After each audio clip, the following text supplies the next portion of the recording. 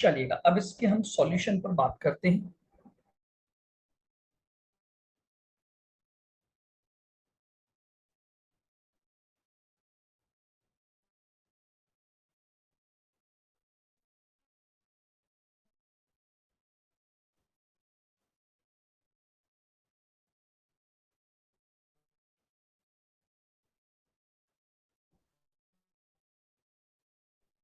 देखिएगा क्या बोला है इसने, मिस्टर पी ने माल बेचा है, तो मिस्टर पी जो हैं उनको यूरो रिसीव होंगे। अगर मिस्टर पी ने माल बेचा है तो मिस्टर पी को यूरो रिसीव होंगे, वो इन यूरो को लेकर बैंक को देने जाएगा, तो मिस्टर पी जो हैं वो बैंक को बेचेंगे। बट अगर मैं बैंक के व्यू पॉइंट से बात करूं, तो जो बैंक है वो मिस्टर पी से क्या करेगा, यूरो को परचेस करेगा। क्लियर बिल्कुल। तो बैंक जो है वो मिस्टर पी के साथ कौन सा कॉन्ट्रैक्ट बुक करेगा, फॉरवर्ड परचेस कॉन्ट्रैक्ट बुक कर लेगा। नाउ अब अगर उसने मिस्टर पी के साथ फॉरवर्ड परचेस कर लिया तो उसे इमीडिएटली मार्केट के साथ एक काउंटर कॉन्ट्रैक्ट करना पड़ेगा। तो चलिएगा हम जरा उस बात को लिख लेते हैं।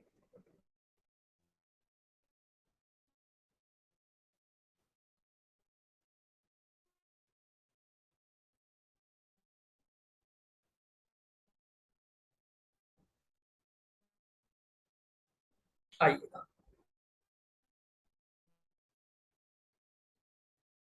बैंक बुक्ड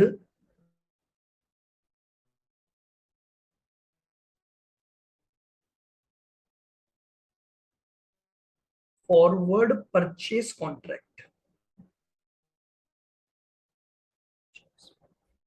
तो यहां पर बैंक का काउंटर क्या हो जाएगा,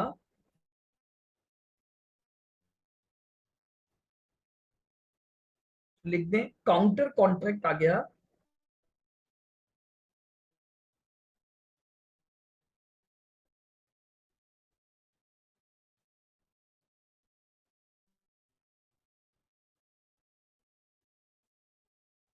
फॉरवर्ड से। क्लियर बिल्कुल। आ जाइए अब आगे बढ़ते हैं अपन। तो अगर आप फॉरवर्ड परचेस कॉन्ट्रैक्ट बुक करोगे, तो आप परचेस करोगे तो क्या रेट लगेगी आपके ऊपर, बिड रेट, क्योंकि बैंक खरीदेगा तो बैंक सस्ती रेट पर खरीदेगा। तो मेरे पास जो पहली कैलकुलेशन आएगी वो आ जाएगी 3 मंथ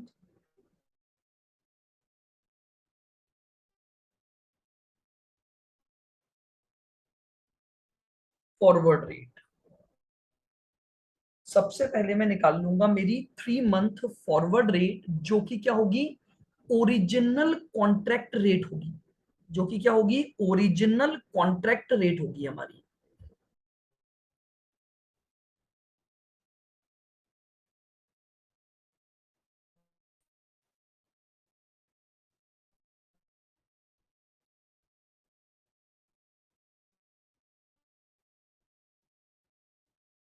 सबसे पहले उठाऊंगा स्पॉट बिड रेट। ठीक है ना, सबसे पहले क्या उठाएंगे हम, स्पॉट बिड। बताइए मुझे स्पॉट बिड कितनी है आपकी, 70.4570, 70.4570 प्लस 3 मंथ स्वैप पॉइंट्स ले लूंगा। तो बताइए बिड के स्वैप पॉइंट कितने हैं मेरे पास, बिड के स्वैप पॉइंट हैं 12, तो 0.0012, तो ये आ गया 82.4570 पॉइंट। चूंकि बिड रेट सेलेक्ट की है तो एक्सचेंज मार्जिन को हम क्या कर देंगे, एट द रेट 0.08% लेस कर दो। 70.4582 इंटू 0.08%, 0.0564। ये लीजिए, ये हमारे पास आ गई 3 मंथ फॉरवर्ड रेट। 70.4582 माइनस 0.0564, 70.4018 मेरे पास रेट आ गई। ये मैं चाहूं तो यहां लिख देता हूं, 70.4018। बोलो क्लियर बिल्कुल। अब ये है इस ट्रांजैक्शन की ड्यू डेट, ये है इस ट्रांजैक्शन की ड्यू डेट।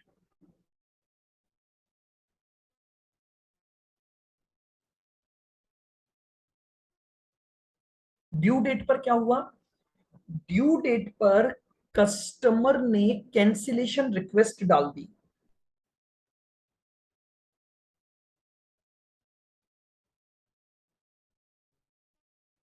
कैंसिलेशन रिक्वेस्ट, बात समझ रहे हैं? कैंसिलेशन रिक्वेस्ट डाल दी, यानी कस्टमर से आप खरीदने वाले थे, लेकिन कस्टमर ने बोला मैं तो नहीं आऊंगा। अब प्रॉब्लम क्या हो गई कि बैंक को ये सेल कॉन्ट्रैक्ट क्या करना पड़ेगा, सेटिस्फाई करना ही करना पड़ेगा। तो इमीडिएटली बैंक को मार्केट में जाकर स्पॉट परचेज करनी पड़ेगी।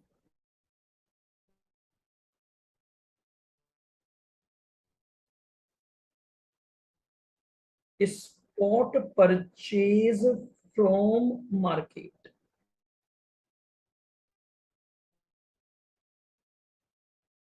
आपको क्या करना पड़ेगा? Spot purchase from market.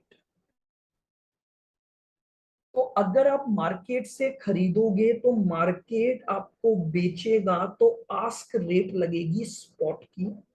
और दूसरी चीज मैंने बताया था, यहां मर्चेंट रेट निकलेगी। द रीजन बीइंग, क्योंकि आपको ये कॉन्ट्रैक्ट कस्टमर की गलती की वजह से करना पड़ रहा है, तो इसलिए जो रेट कस्टमर के लिए एप्लीकेबल होती है वही रेट लगेगी। तो लीजिए, सबसे पहले मैंने उठा ली स्पॉट आस्क। जल्दी से बताइए मुझे, स्पॉट आस्क रेट कितनी है उस दिन, कैंसिलेशन के दिन?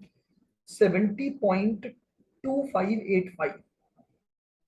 70.2585 प्लस एक्सचेंज मार्जिन।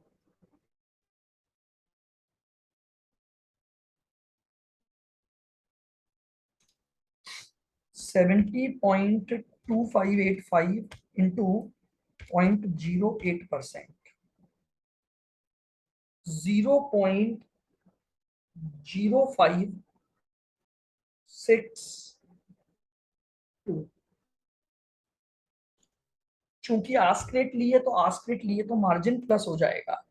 तो 70.2585 प्लस 0.0562 लीजिए, तो ये आ गया 70.3147। बिल्कुल क्लियर। कस्टमर के मना करने की वजह से अब आपको मार्केट में जाना पड़ेगा और मार्केट में जाकर इस रेट पर खरीदना पड़ेगा। अब देखो, अगर कस्टमर से खरीदते तो कस्टमर को इतने रुपए देने पड़ते, लेकिन कस्टमर के मना करने की वजह से आपने मार्केट से खरीदा तो मार्केट को इतने रुपए देने पड़े, तो मार्केट को कम देने पड़े तो आपको फायदा हो गया।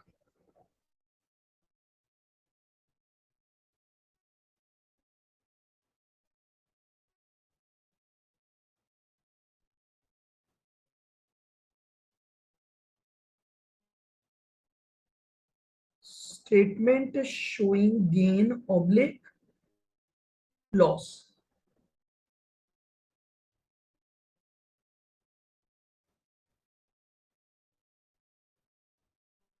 Original contract rate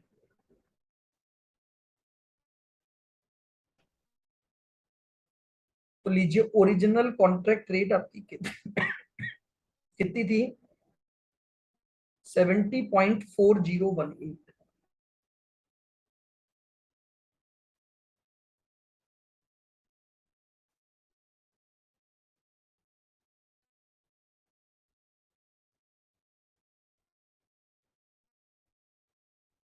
cancellation rate 70.3147। Gain हो गया? समझ में आ रहा है गेन क्यों हुआ? कस्टमर से खरीदते तो कस्टमर को इतने रुपए देने पड़ते, लेकिन कस्टमर के मना करने की वजह से आप मार्केट में गए और मार्केट को आपने इतने रुपए दिए, तो मार्केट को कम रुपए दिए ना कैंसिलेशन की वजह से, तो ये आ गया गेन। 70.4018 माइनस 70.3147, 0.0871।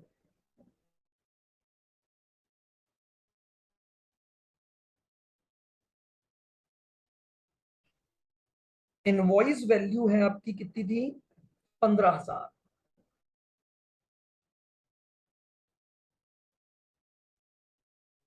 तो ये आपके पास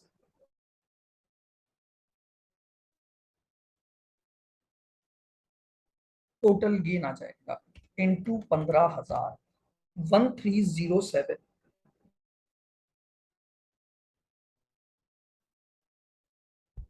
ये ठीक है। अब ये गेन है तो इसको आप क्या करोगे? Refund to customer.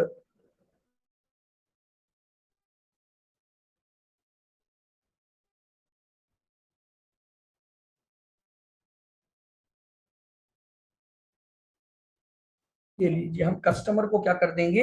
ये रिफंड कर देंगे। तो 1307 का आपका गेन आ गया, जो आप कस्टमर को क्या कर दोगे? रिफंड।